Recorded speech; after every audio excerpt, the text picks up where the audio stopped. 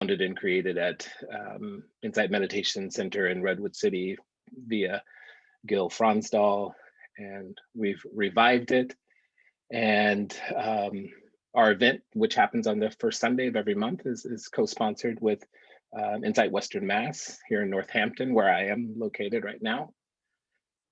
We meet the first Sunday of every month, and this month we are fortunate, very fortunate, and blessed to have two dear folks, Duncan Ryūken Williams, who has written a lovely book. I know it as the Christmas gift that I've given to a couple of folks because I enjoyed it so much. And Yenkuei Chuang, who's had some lovely writings as a practitioner and mindfulness teacher, Dharma practitioner as well. And we invited them here today, just seeing all that has been going on in and around the country and everywhere else. We had an opportunity actually to hear Duncan in a training at IMS through our teacher training. And it was through that training that it became crystal clear, not that I didn't know, but it really hit home how little in this practice that I've been introduced to and been in 20 some years, that I rarely hear Asian teachers, Asian voices centered. Rarely hear the centering of voices of folks who are holders of the lineage, and not often, the practice often, at least for me, hasn't been put in a context of some of the countries and cultures which have given birth to this, right? You know, I think at times, probably all of us, you know, I was an MBSR trained teacher as well, and I think we've fallen to the trap of believing that this fell out of the sky and John Kabat-Zinn invented it, or Joseph, Jack, or Sharon invented it. And in fact, there have been Buddhist practitioners and teachers here on this land, on Turtle Island, going back many, many generations. And so it's an effort for exposure and to center those voices and to hear a little context. And yeah, it's a little bit. So I'm gonna pass it over actually to Yenkuei. Oh, so the other thing I say, so the dana that we actually raise for this will go to a couple of different organizations. One will be Stop AAPI Hate, and we'll have that information actually in the chat. But the information, the dana comes into IWA, and we distribute that out before our next meeting, which will be in June with Sharon Salzberg. And there will be another organization that will be chosen by Duncan and Yenkuei. Okay, thank you. Yenkuei, please.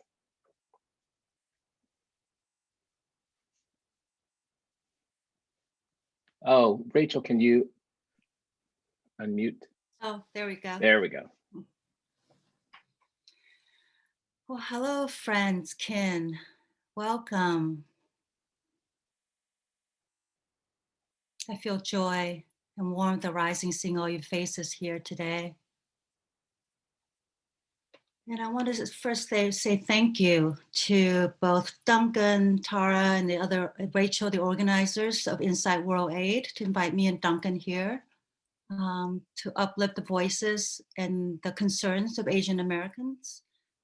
I also want to thank my Western Comfort American Buddhist teachers, and of course my root teacher Thich Nhat Hanh, because they're the one that taught me the practices that helped me to come home as an immigrant girl coming to the US, trying all kinds of things to assimilate and just, well, you know, erasure a number of different things. And then it is really this practice that has brought me home to a sense of belonging and continue to make bridges, continue to connect. So for the first few minutes here today, I'm gonna invite us 3 sounds of the bell, and I'll offer us a guided meditation for you to settle. And then Duncan will say a few words, and we'll have some reflections and comments and questions from you all. Okay, so it's okay if you never meditated before. You could just sit comfortably. If you are an experienced meditator, do what you usually do to settle. Adopt a comfortable posture. You could either close your eyes or lower your gaze. I'm going to just invite 3 sounds of the bell. You can listen to these bells. breathe with them. Allow them to bring you a sense of ease, a sense of homecoming to your body, to this place right here, right now. Also in the Zoom space with others, breathing together.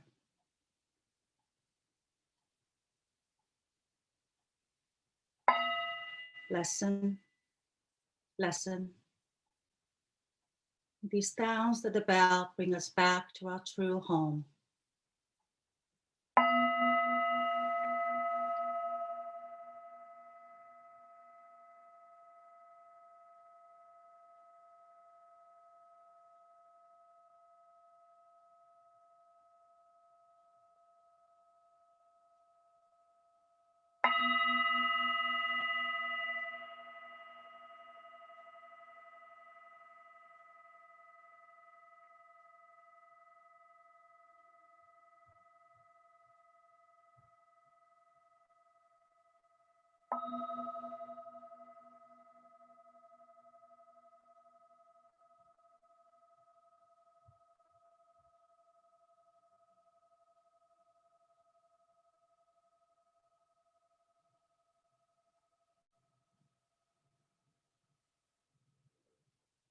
Continuing to pause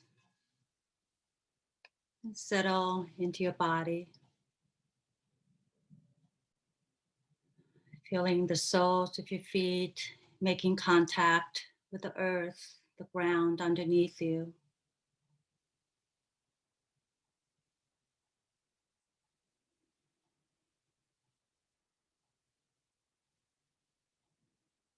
Sensing into the breath. And give yourself the chance to just take a nice, long, deep breath in. As you exhale, allow the release.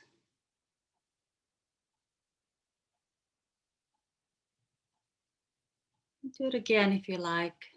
Let yourself be breathed.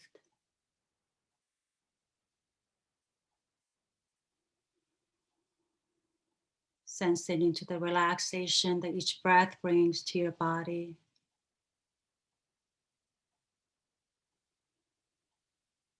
Softening the belly.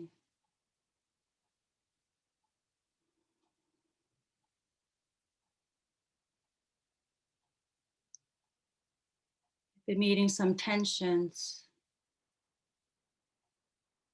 it's okay. It's been a hard week in some ways. So allow your awareness and kindness to be there, to welcome it all.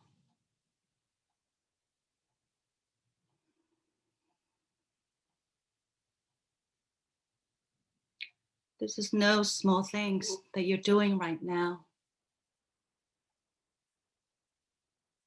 To be present and to show up here today to this gathering. So many other things you could be doing right now, but you're here. What drew you here today?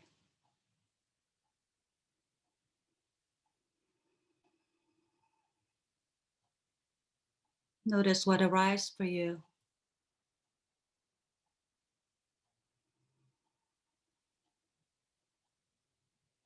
Notice how it feels like in the body.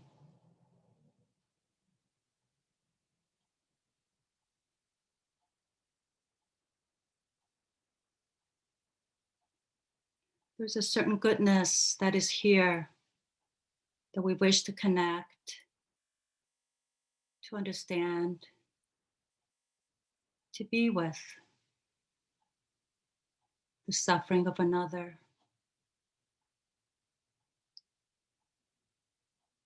Allowing the heart to open to that.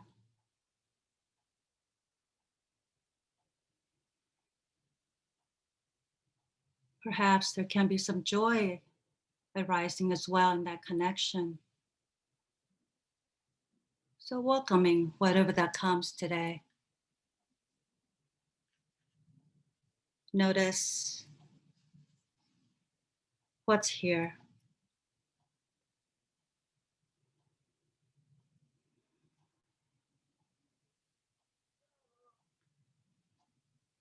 In this last minute of our sit, I'd like to acknowledge, for each of us to silently acknowledge our land ancestors with your location, our indigenous ancestors who took care of this land, and their descendants today who are continuing to care for this land. And we can have a relationship with them as well.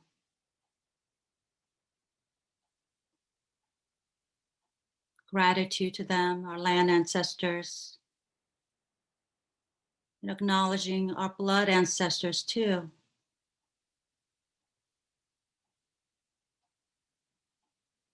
Gratitude. Thank you. And finally, our spiritual ancestors and teachers.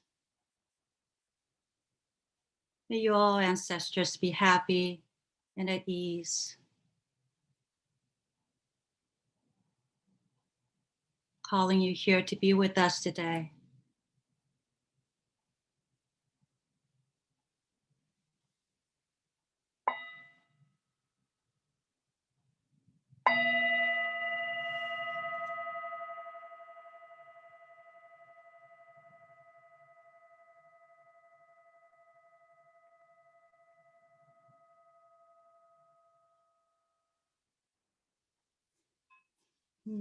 Thank you, dear ones.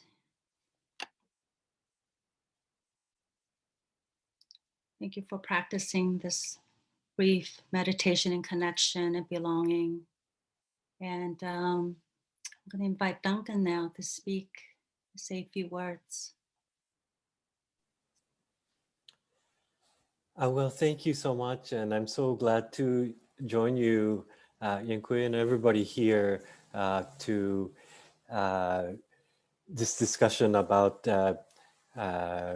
what Devin mentioned about Asian and Asian American Buddhism in the United States. And I'm a Soto Zen priest located in Los Angeles, California, and associated with one of our temples in Little Tokyo. I'm also a professor at the University of Southern California, and I write,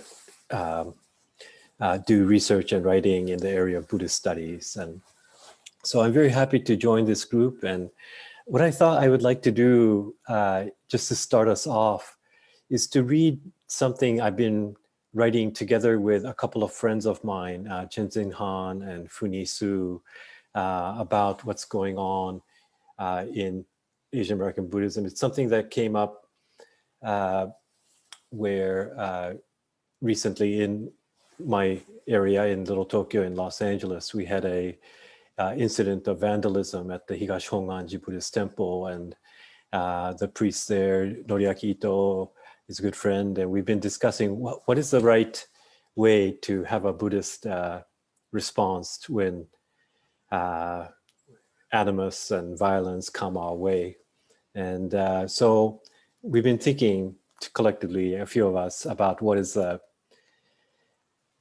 maybe a Buddhist kind of like a approach or like a ceremony. What can we do for a gathering? And so I want to ask you, please, this is still a draft of a writing, and it's not public yet, and it needs to be bettered and refined. But as of this morning, this is what I have of what we've come up with, and I thought maybe this could help our conversation today. So let me read this. It's called A National Buddhist Memorial Ceremony for Asian American Ancestors, to take place at the Higashi Honganji Buddhist Temple, Little Tokyo, Los Angeles on May 4th, 2021.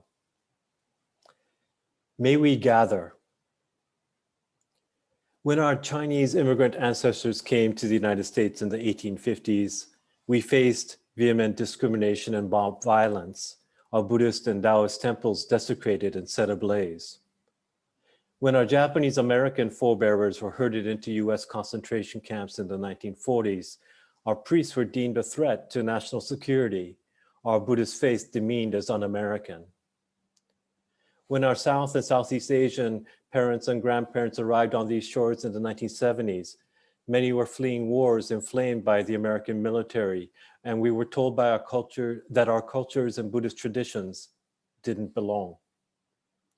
In the face of nearly 2 centuries of xenophobic violence, Asian American Buddhists have long joined together to rebuild our communities. And we find support in the Dharma's enduring wisdom, and we take refuge under the compassionate gaze of Buddhas and Bodhisattvas. May we gather the pieces. Piece by broken piece, we sutured the jagged edges of altars, statues, incense burners, and our very bodies and minds back together. These newly shaped pieces form the karmic conditions for Buddhism to take root in America. They opened up a path for belonging and liberation on Gold Mountain, a path for future generations of American Buddhists to follow. May we gather to remember. Asian Americans are now experiencing another wave of religious bigotry and racial animus. We've witnessed a stark increase in violence over the past year. The March 16th Atlanta shootings claimed the lives of 8 people, 6 of them women of Asian descent, including the 63-year-old Buddhist Yenkuei. She is remembered by one of her sons as a deeply caring person and a great cook of Korean cuisine. Yenkuei's tragic death comes on the heels of months of unrelenting racist taunts and violence against Asian Americans, including the senseless assault of 84-year-old Vicha Ratanapakdi in San Francisco. His daughter, who herself had been accosted twice in the past year and told to go back to Asia because, quote unquote, Asians had caused the coronavirus, described her father as a devout Thai Buddhist. His funeral was held at Wat Buddha Nusorn in Fremont, California.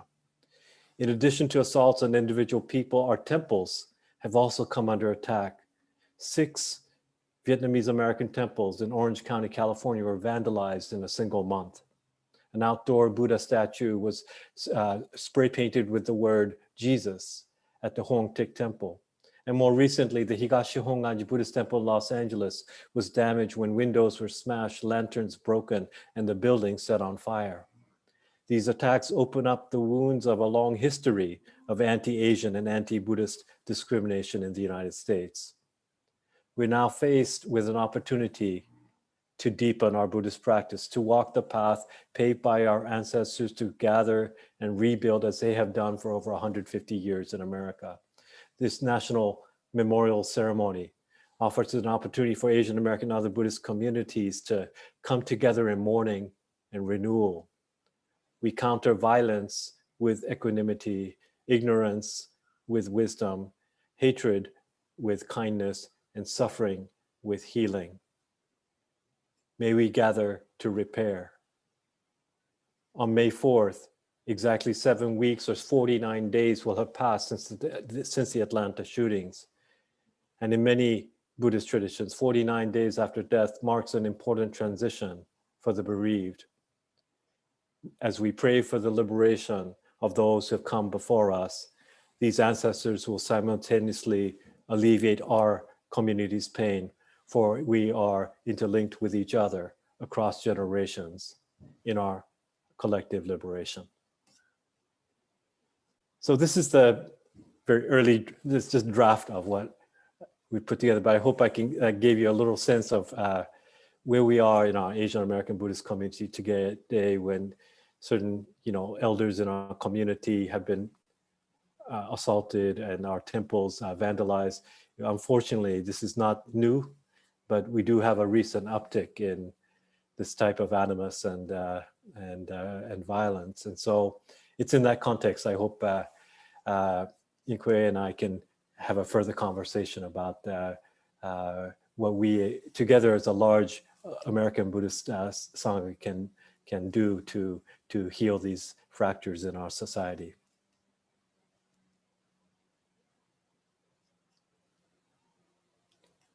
Yenkuei, please, I invite you to share your some perspective from. I know you have been deeply considering these issues within your own sangha, but more broadly as well. Yeah. Thank you, Duncan. You know, as I sit here marveling at the faces in front of me on these little tiny Zoom boxes, and let's see, I invite you to look too. What do you see in front of you? What kind of faces? And I know there are some people who haven't unmuted video themselves. If you're comfortable, you could do that too. You know, what color faces and shapes, and what does it bring up in us, in front of us, right? Do we see something that resonate that, or it doesn't? You know, do we see difference or similarities? And how does it change our breath when maybe you want to focus in on someone? I say, oh, I see her. She looks kind of like me. And you know, how does that change your breath and your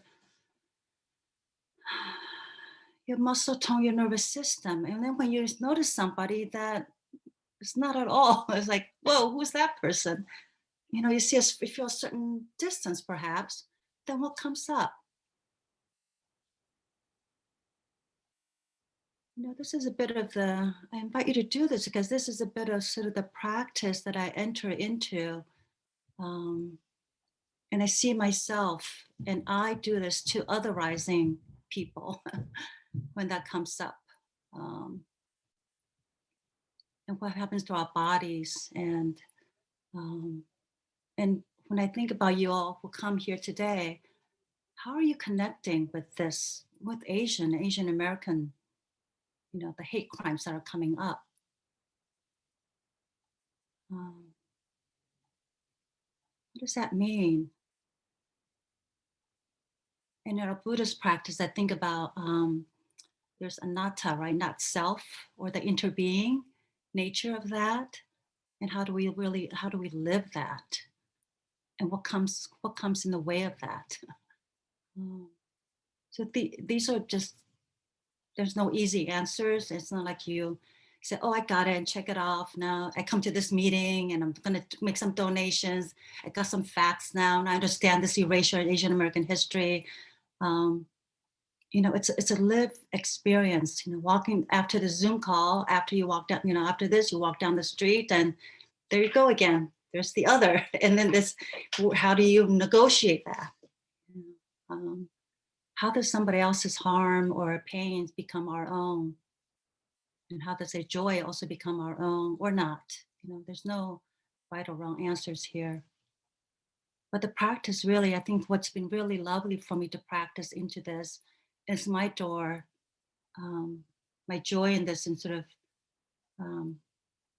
what you call so-called liberation, but it's also one of belonging and connection, is to lean into that, to pause and notice those moments.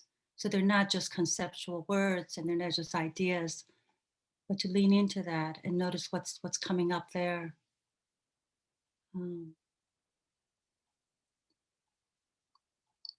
Yeah, because those are my reflections about this being of a oftentimes in a marginalized identity, usually in a predominant white group, and what that comes up for me, and how to navigate that, how to be with that, how to have a heart that becomes a we heart. Is that even possible? Or maybe it's just maybe it's okay to have a we heart that claims differences within that. Because maybe that's the reality too. So I think Duncan and I are just sort of open to, if you have questions or reflections. I think we're open. I don't know if Devin had any questions, but we're sort of wanting to open up the space for some conversation. Yeah, Tara? Thank you, Yenkuei. That was beautiful. I really appreciated that invitation to practice in this kinds of spaces. I have a question for Duncan, and I really am grateful for you sharing that draft of the memorial speech. Um, and so, our general um, mission here at Sangha Service and Advocacy is to really dive deep into service and advocacy in the Dharma. And so I wanted to ask you if you could just share some reflections on anything you might think of ritual as service. To me, ritual is a kind of service. I'm wondering if it is for you, and if you could maybe share a little bit about that if it is. Thank you so much, Tara. I think one of the reasons we wanted to have a kind of ceremony is not only to acknowledge those who have gone before us, the ancestors, including the recent people who passed away, but as Yenkuei was saying a little bit ago about the Sangha, like the idea that we are kind of helped in many ways by coming together to practice not by yourself, but together. This is for me a kind of, I know many of you are more inside of, how should we say, seated meditation traditions, but in many Buddhist temples, that's not the main thing people do, or that's only one part of a much larger kind of, activities. And a ceremony is a big part of how to come together as a Sangha. And so we sometimes chant together and do many things that's enhanced by coming together in ceremony. But one of the, I think, things that so that's point number one. I feel like sometimes we feel like Buddhist practice might seem a little bit privatized, or just about individual. But the beautiful thing the Buddha taught was why is Sangha a refuge is because we can come together. So that's one kind of thought I have to your question. But the other one is that we approach in terms of service or advocate. I know this is the thematic of this group. How do we engage to alleviate the suffering, not just of our privatized selves, but how is that connected to everything else? And how do we liberate together? That's the first vow we take in, at least my tradition, of Shijuseigan, the four bodhisattva vows. Sentient beings are innumerable, yet we vow to liberate all, meaning our liberation is interlinked with everybody else's liberation. And so when we face that big mountain of suffering, I'm sometimes asked, Duncan, why are you so focused on racial issues, or what's going on at the southern border with children being separated from their families, or Black reparations, and then Asian Americans? These are the type of things I've been focused on the last couple of years. And I'm like, it happens to be the part of that mountain of suffering that I feel some connection to, some karmic connection to. And if you feel like global climate change is the area that you feel connected, then do that bit, because there's plenty of bits or plenty of areas or entry, gateways into doing our work of alleviating suffering. And so whatever seems right and feels kind of organic to people, I like to just recommend that's the one that a good entry point. But sometimes the entry point is not the end of the Sangha practice. And we have this metaphor from in my tradition of like if you're trying to clean some potatoes, the little things that around it, sometimes you can go one by one and clean it and wash it and take the bits off.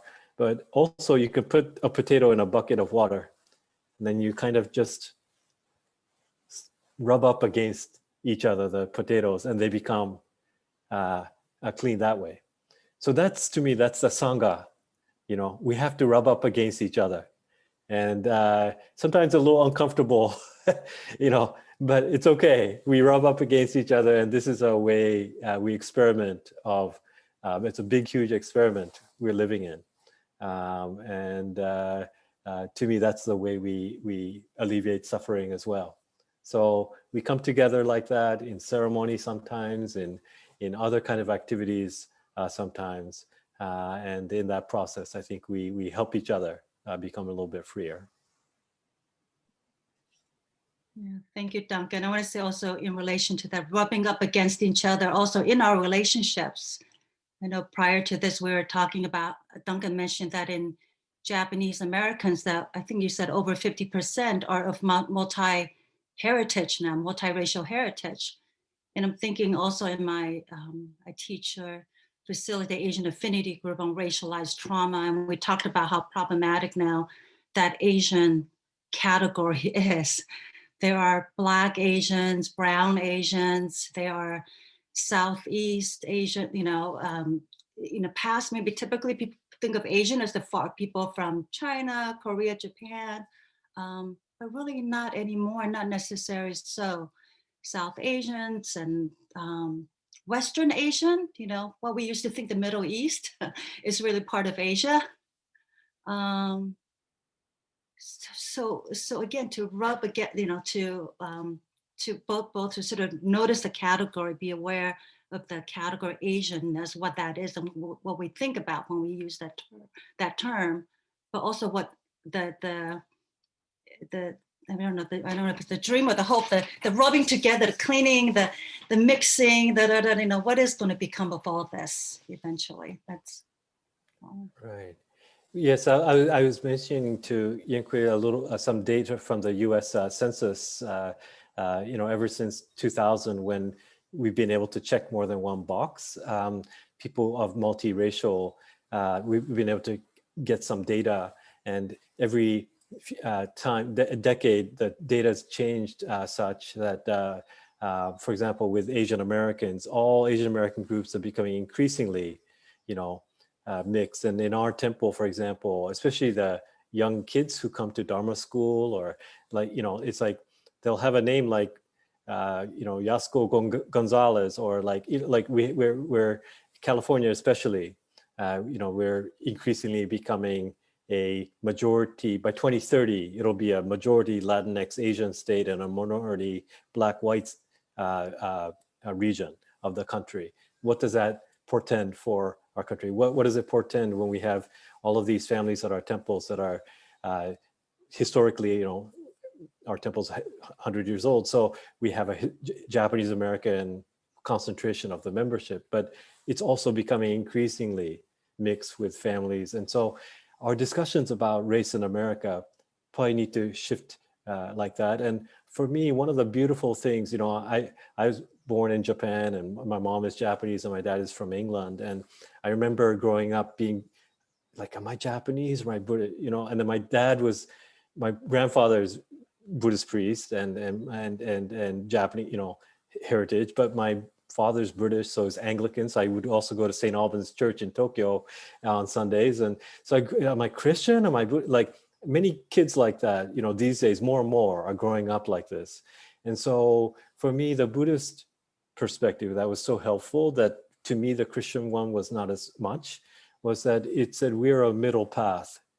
We have appreciation for the in-betweenness. That's where liberation, can be found. And you don't need to get stuck on one extreme side or another. And whereas I feel like sometimes in some traditions, there's this idea of like only a singularity of salvation, or singularity of identity. You have an essential X, you can't be two things or three things or four things. And the Buddha taught how flexible our identities and fluctuating we can be, and where we find the freedom in just who we are. And so that's, to me, like one of the beautiful things about Buddhism as an approach to how do we deal with this increasingly complex world where discussions of race can't be just reduced to a black-white binary, which has been, I think, the only frame that, we've often used to discuss what I think is just a beautiful, wonderful thing. Frederick Douglass once said in his speech on the composite nation, this is him way back when, and former slave and abolitionist defending the Chinese coming to America against what would eventually become the Chinese Exclusion Act. He said, people of all national origins and races and creeds or faith traditions, that's coming together in multiplicity. That's what composes America. And it's such a different vision than a kind of white Christian supremacist vision of singularity about who is a real American, or who belongs, or who is a first-class American and not all of that. And so I think that somehow I feel like Douglas must have been a little Buddhistic in his outlook, because that's a beautiful vision of a composite nation.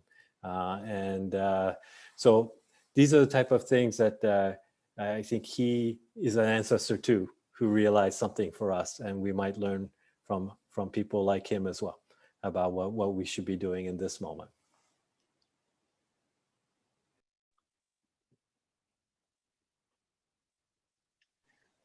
I was going to add, there was something you said in the conversation of this isolated conversation of viewing race from this lens of black and white. So in a sense, we've been stuck. It feels like we've been stuck in this racial hierarchy, which fuels much of the hate that's happening now, because the Asian community is always seen as being outside of that, right? The conversation doesn't actually happen. So even within the BIPOC spectrum, there's a sense of there's not enough for me, and that times can be an inability to center Asian voices, Asian issues, because we've all bought into this myth of this model minority, and into this myth of these two poles that we work with, dominant culture being superior and having all the resources, and everyone else at the bottom. And so you have these groups of folks at the bottom that are essentially fighting for scraps, and it's easier to toss the weight of oppression onto someone else out of despair and hopelessness. Some of that seems like it fuels much of what's going on today. Does that make sense? Is that? Very much. Thank you for sharing that, Devin. Do you want to? Yeah, I was going to add that it's been really helpful in my class to. There's a model that Dr. Claire Kim, a political scientist, came up with. That's not just sort of, Devin was talking about this hierarchy of whites on the top, white supremacy on the top, the lighter your skin, and then the African Americans on the bottom, and then Asians somewhere in the middle. Maybe if they're lighter skin, more white adjacency, closer to the whiteness. And they're often seen as the model minority, and there's that stereotype of that. And this Dr. Kim, this political scientist, posited that there's another axis. In addition to this vertical one, there's another one that's about xenophobia. The fear that Asians are always going to be seen as this thing of a perpetual foreigner, that no matter how many generations you've been here, that history's been erased, and you're intentionally erased. So you're going to continue to be seen and carry that burden of being a foreigner. Whereas the blacks and the whites are, they've been around, they're the insider here. But the thing I know when I brought that up to my Asian class, they were like, oh, finally someone see that it's not just about that racial hierarchy, but there's also this thing that no matter how hard we try, we're always going to be the perpetual foreigner. And then there's the others who don't have the access to class or education, and they're not also, they don't even cheat. They don't have the model minority success. And then so they're on the bottom, perpetual foreigner, and lower socioeconomic class, don't have the education on the way to sort of move up. Double whammo there. Yeah. In talking about doubling things, one of the, I think, challenges for Asian American Buddhists, as opposed to Asian American Christians, is that somehow there's this belief, like so it's not just about like white adjacency, but it's a kind of normativity of Anglo-Protestantism that has been so foundational, where that's so normalized as the kind of standard to which all foreigners need to, assimilate to words, such that, if it's Protestant roots, but then eventually becomes like, well, the Catholics become, the Irish become white and the Italians become, and then it becomes America as a Christian nation. And then you can enlarge that circle to be like, okay, America's a Judeo-Christian nation. There was a moment after 9/11 when George Bush talked about the Abrahamic faith and tried to be inclusive of Muslims. But like Buddhists are so far out of that, we can't get into that circle. And when you can't get in, you need to find a different frame to discuss belonging in America, because it's a kind of losing game to me to try to fit into that.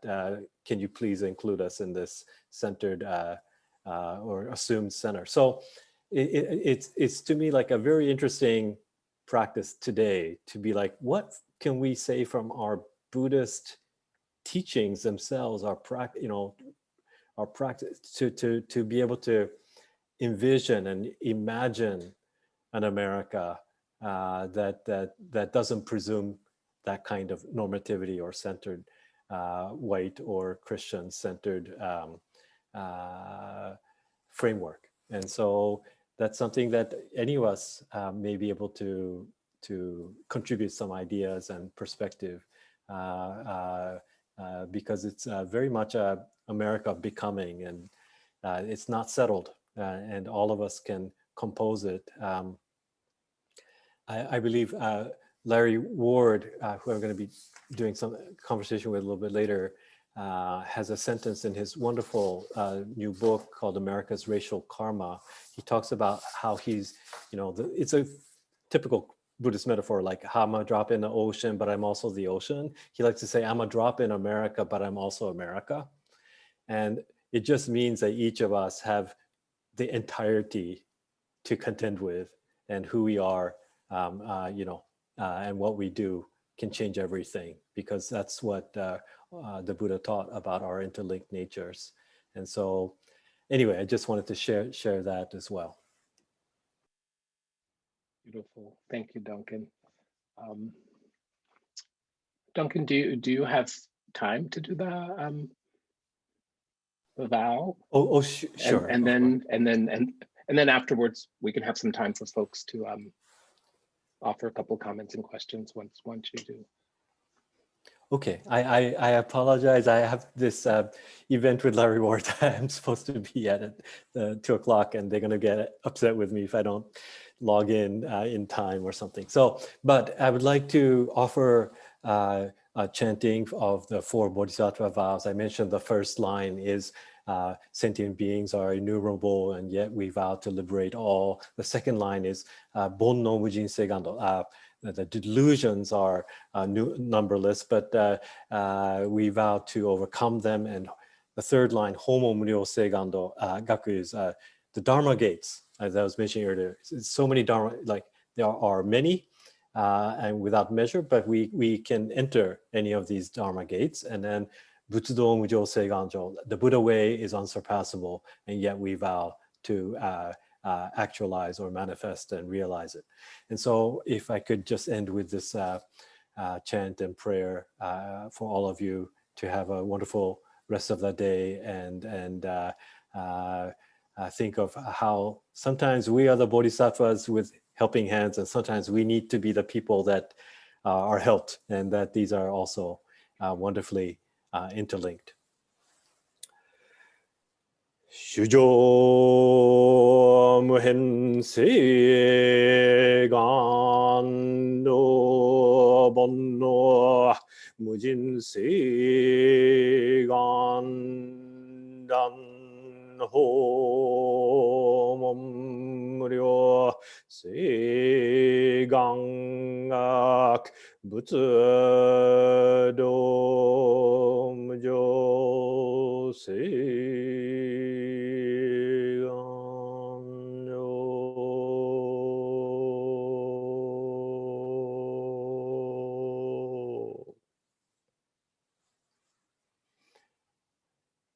Please have a wonderful rest of the day. I'm so sorry to have to leave you, but Wonderful to see all of your faces. Please take good care. Thank you, Duncan. Thank you. So we still have a few minutes for comments, questions. We'll open it up to anyone. And I think I see Louise's, do I see Louise's hand? Hi, Louise, how are you?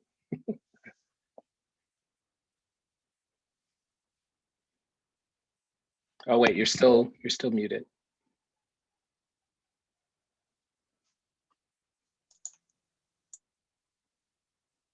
Sorry, who is it? Who needs to be unmuted? It's Louise.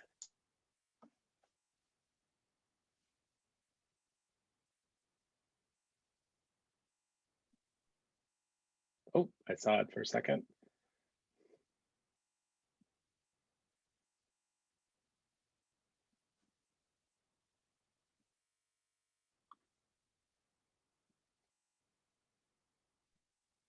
There you go. That's happened to me before when the two ends are trying to do it at the same time. Oh, this is very meaningful to me. Thank you so much for organizing this. And my question, I had a question for Duncan, but maybe someone else can answer it. I'm part of a Sangha in the East Bay, San Francisco Bay, and I'm speaking from a place where my ancestors settled in the 1850s. So my karma is directly related with the history that he was talking about, and as well as a lot of other racial karmic history in this country. And I've been working on that, but I want to say, first of all, to people, anybody who's in my shoes, this is very challenging. To be a conscious white person right now, and to stay in a wholesome space with this. I don't know if other people are feeling this, other white people. The word complicit, just, it's so true, but it brings up so much that is very hard to practice with, I find. But my question for Duncan was, I'm so drawn to ceremony these days. And I would love to organize in the Bay Area some solidarity with the ceremony that they're proposing for May.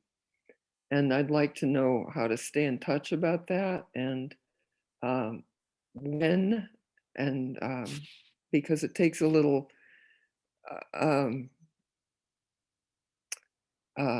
doing to organize these things.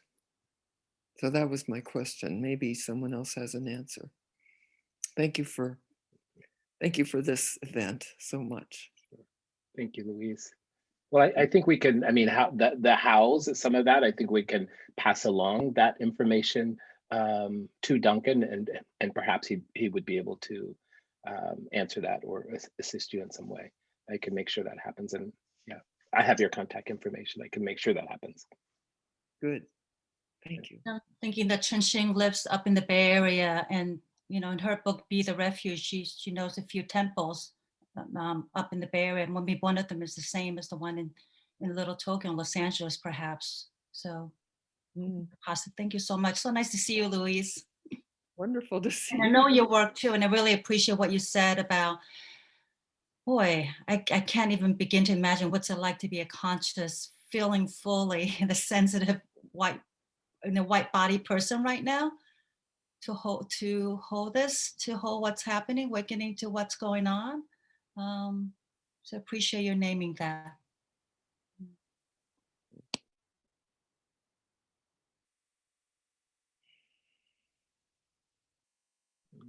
Brother Tree, good to see you.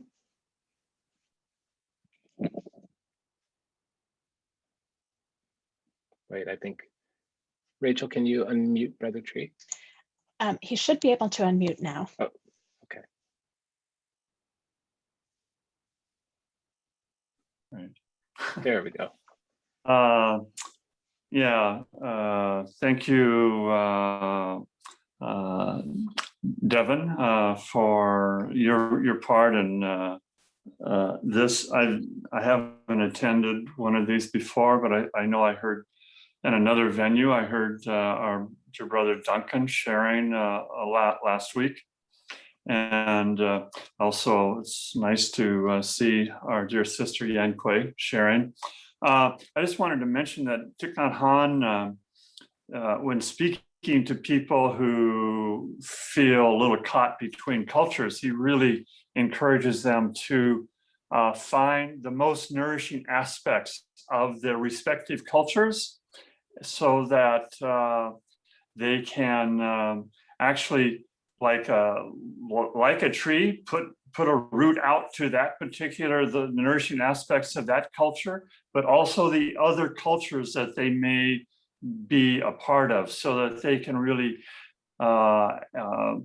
be nourished by the strengthening aspects of multiple cultures. And I also like to just share how so tomorrow, and it's I'm going to be taking and because of so much violence and incidents have been happening to Asian American Pacific Islanders in the last few months, but specifically it seems like in the last few weeks, I'm taking a bystander intervention training as a white person to put my white privilege on the line, so to speak, and that's with it's IHOLLABACK. And they're free trainings. They last for about an hour. I'm going to take one tomorrow morning, actually, here on the Pacific Coast. And so I just wanted to mention that, as I think it's very important for white people to learn how to use their privilege to intercede on behalf of people who are being harassed, and the list goes on, and how to do so safely, because that's obviously important. So thank you again for having this event today. Thank you, Brother Tree. And that information, thank you, Yenkuei. Excellent. It's actually in the chat for the bystander training that's there. Thank you. Also just want to ask that if there are anyone out there who are, Black, Indigenous, people of color, folks who maybe could ask if you would like to speak and like to share first, want to make space for them to step into the circle.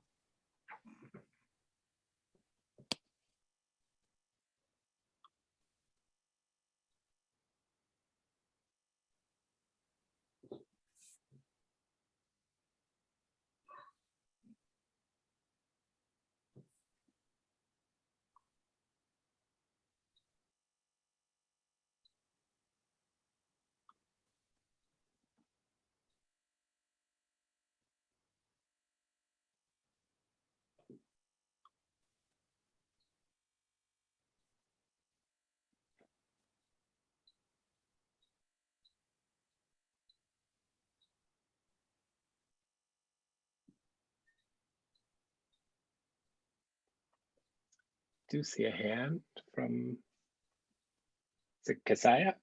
Do I have that wrong? Sorry if I'm mispronouncing your name. I go by my nickname, Kessa. Thank you very, very much. I'm not in the Sangha, but and I'll try and be fast. There's no time left. I'm in a spiritual group that is spiritual. It's not Christian or Buddhist. It's a 12-step group. And a painful thing has happened in that the administration of this group has established an anti-Black racism group and proposes to train the board on anti-Black racism. And I'm finding it so difficult, so very difficult to speak, because I do not want to pit myself against my Black brothers and sisters. But reframing it, I'm having a really hard time reframing it, so that, because maybe I'm not anchored enough in, we really belong together. And it's so difficult, I find, as an American-born Asian Japanese, to speak and to say, don't push me aside, don't push us aside again. Don't make us invisible again. Don't deny again the violence against us. But it's so difficult. And the one thing that came to my mind is sorrow that stories aren't shared, because a Black colleague came to me in one school where I worked and said that there are many Black people in Oakland who took the belongings of Japanese who were going to be imprisoned and kept them safely during the war. And so I just so don't want to pit myself, but there's so totally no understanding of what this communicates by setting up only a Black anti-racism group and only training for anti-Black racism. So anything people can say, I'm from a contemplative tradition myself, so I appreciate it. Kasaya, thank you. Oops, are you still? I guess I muted. I'm saying that we all belong together. We are one is a truth, but at the same time to say, wait, I'm finding it so difficult. So I would appreciate whatever someone might share about that. Well, because I just want to say what you're saying resonates, because it's happening in, I'm sure other people resonate too in other spaces too. And this is, you know, it's the work of, I want to name it as white body supremacy, not so much white people, but the virus that's there, the white body supremacy, this system in the US is founded on that. And so we tend to just think, oh, and, you know, the anti-Black, you know, like the minority groups get pitted sort of against each other, and you're so smart, so wise to see that that's not the reality. And the mainstream media may also still pit that, still highlight. I know some of my friends were saying in the Chauvin trial that they're highlighting the Asian policeman turning away, and that's the image that comes up, rather than saying, hey, all the other policemen are, what about the other three? That's not highlighted. So there's a certain very subconscious, I don't know how intentional that is, of continue that's easier to look at for people to digest than to say, whoa, what about the power be at? This is, you know, the power structure up there, the white body supremacy, that sort of, you know, the anti-Blackness is an instrument of that. Xenophobia is an instrument of that. So I love what you said about the solidarity. And there's so many examples of that. And even now too, I see my I don't want to say my Black skins stepping forward to support anti-Asian hate, which is so lovely to see. Yeah.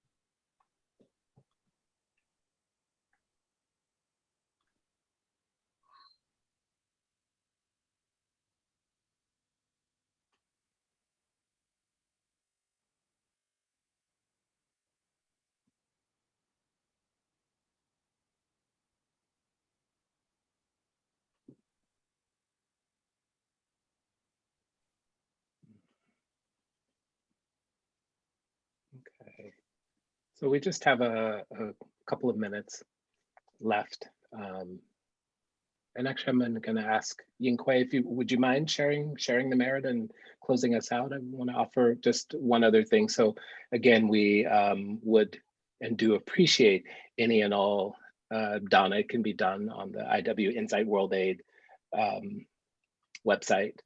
And again, any money raised from now until our next event, which will be the first Sunday in June, will be offered to stop AAPI hate, and another organization that will be chosen by Yenkuei and Duncan as well. And I think Rachel has put the the donation information, Donna information in the chat box. And thank you all. Lovely to see you all here. Thanks for coming. And special thanks to Yenkuei and Duncan for sharing with us, and look forward to sharing with you again sometime, Yenkuei, and visiting with you. So if you wouldn't mind offering the merit. Thank you, everybody, for showing up for something that's not easy to acknowledge and to touch into. That sometimes may seem so overwhelming. And go back to what Duncan mentioned about that, or it was actually Larry Ward, that this drop, I am the ocean, I am also the one drop, that this bit of consciousness, the awakening, hold on to that, your awareness of what's going on. And you're not alone in this. And together, transformation is possible. So as we close out, by the sound of the bell, and may the goodness of our listening and practice today, coming together to know and understand, may this bring some freedom to our heart.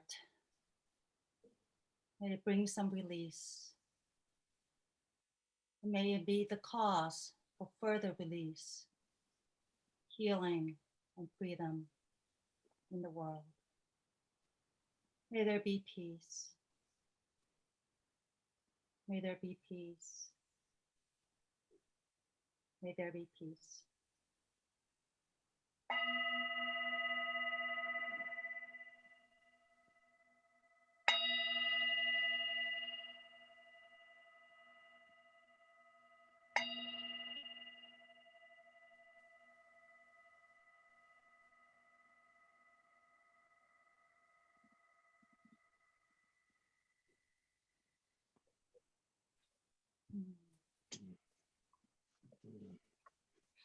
Thank you all for coming. Enjoy the day. Thank you all for hosting. Thank you. Enjoy.